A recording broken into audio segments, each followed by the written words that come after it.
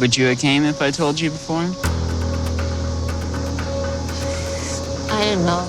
Sam and Citra's 90-Day Fiancé love story is looking a little bit more like a true crime novel than a romance at this point. With a possible jail sentence looming for Sam, how will Citra respond? And how is Sophie and Rob's relationship still worse than theirs? You're not even married yet, and you're thinking about other people. Let's get into all that and more from 90-Day Fiancé Season 10, Episode 11. I'm Anna Rumor, and this is Pop Culture Social Call. Let's actually start with Sam and Citra because there's a lot going on here. With just 2 weeks to go before their wedding, Sam is preparing to convert to Islam to get the approval of Citra's dad, but he seems to be struggling with the whole no sex before marriage tenet of his soon-to-be religion. Horror level of Sam is really high at the moment, like it's ready to explode. Oh, and also he might be going to jail. Remember, he told us that he'd been arrested because his Suboxone was not in its prescription bottle, but after missing the date to file some kind of paperwork to possibly get diversion, it's looking more like he's gonna get probation or even jail time, something he's just telling Citra now. Why you just tell me now about that? Now, obviously, she's upset. I mean, she just got here, but I'm curious what her cop dad is gonna make of this whole mess. He's gonna be mad to you.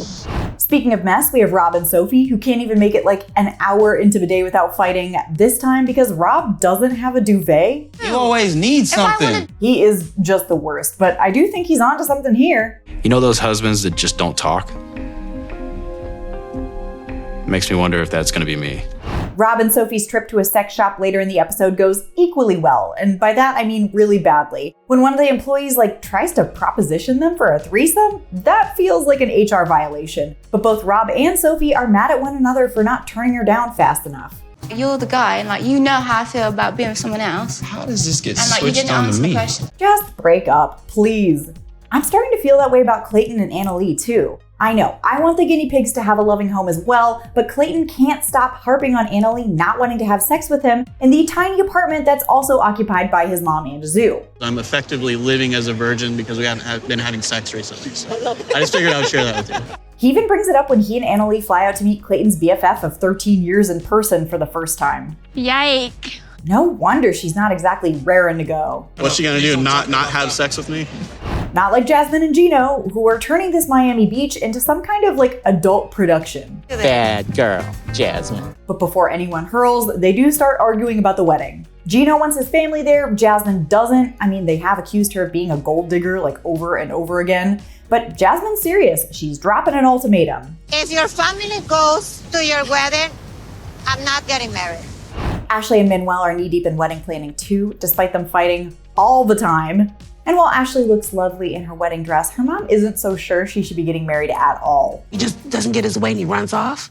That's not adult behavior. She wants to have a chat with her future son-in-law. ¿Me va a dejar solo con ella? And honestly, it goes fine. No opinions are being changed here. It may not necessarily be the right decision, but it's her decision. I just hope she doesn't regret it.